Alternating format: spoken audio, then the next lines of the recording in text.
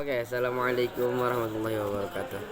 Alhamdulillahirrabbilalamin. Assalatu wassalamu ala asrafil anbiya wal mursalin wa ala alihi washabihi ajma'in. Amma ba'du.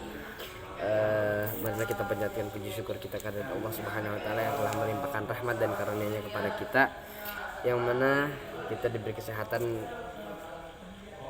di malam hari ini bisa berpresentasi dengan senang, ceria dan bahagia. Oke.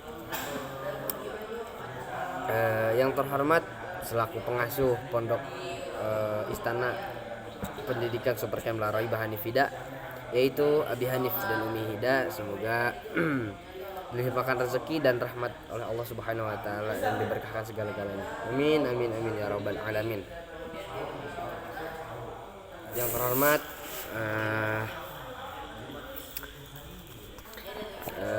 terhormat kepada guru-guru yaitu dan para jajarannya, para staf TU dan kepala madrasah dan kepala MTS.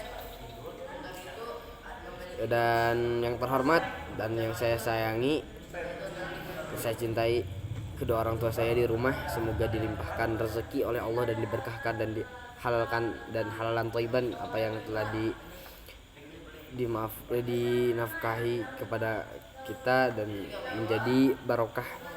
Amin amin ya rabbal alamin. Oke. Di sini saya akan mempresentasikan tentang mapping saya, yaitu yang berjudul tentang salat jenazah. Ya, di sini salat jenazah itu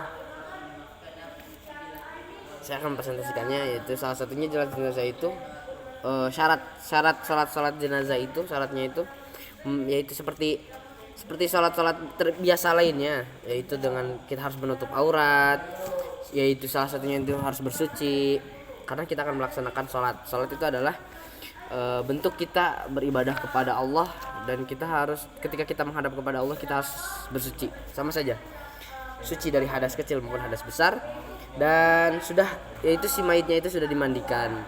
Jadi jangan sampai si mayit belum dimandikan, sebelum diapa-apakan, belum dikafani, belum dikafani dan belum memakai parfum dan wangi-wangian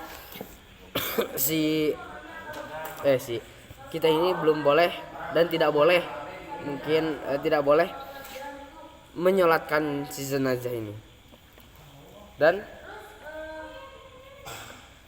Dan si mayit itu sudah diarahkan ke sebelah kiblat, seperti kiblat salat umumnya pada umumnya di depan. Selanjutnya ada rukun salat jenazah, yaitu seperti biasa niat terlebih dahulu, karena di hadis pertama arba'in itu ada innama a'malu binniyat. Segala sesuatu tergantung apa dengan yang apa kita niatkan. Segala pekerjaan apapun tergantung kita yang kerjakan apa, dan tergantung apapun itu tergantung dengan niat kita. Mau baik, mau buruk, mau ria, mau bersifat kita mau ria, mau sombong, mau apa, mau takabur, tergantung niat kita. Oke, niat 4 takbir, yaitu ada niat, setelah niat itu ada 4 takbir. Dan takbir pertama itu membaca Al-Fatihah doang, dan takbir yang kedua membaca sholawat, seperti ya sholawat yang pendek aja, Allahumma sholli ala sayyidina Muhammad. Terus selanjutnya takbir ketiga itu membaca doanya itu singkat saja, seperti Allahumma ighfirlahu warhamhu wa'afi wa'fu anhu. Itu cukup sekali untuk takbir yang ketiga untuk membacakan doa. Dan takbir yang keempat itu ada membaca doa juga. Baca doanya itu Allahumma la tahrim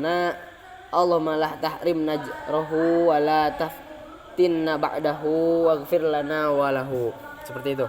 Selanjutnya itu mengucapkan salam.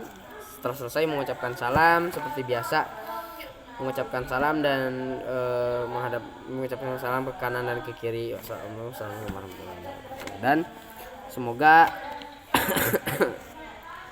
berdoa kembali setelah sholatnya, semoga si mayit di husnul khotimahkan, dilancarkan dikuburkannya dan segala-galanya. Dan hikmah dari salat jenazah itu kita menjadi lebih beriman kepada Allah, lebih ingat mati, karena ketika kita mati itu kita menjadi sungguh-sungguh. Kita nggak tahu kapan dan di mana kita akan meninggal, di mana kita akan dikuburkan, di mana kita akan dicabut dengan tiba-tiba. Apakah kita sedang tidur, apakah kita sedang sholat. Semoga kita di husnul khotimahkan oleh Allah Subhanahu wa taala dan dihilangkan dan dihindarkan dari fitnah dajjal. Amin amin ya rabbal alamin.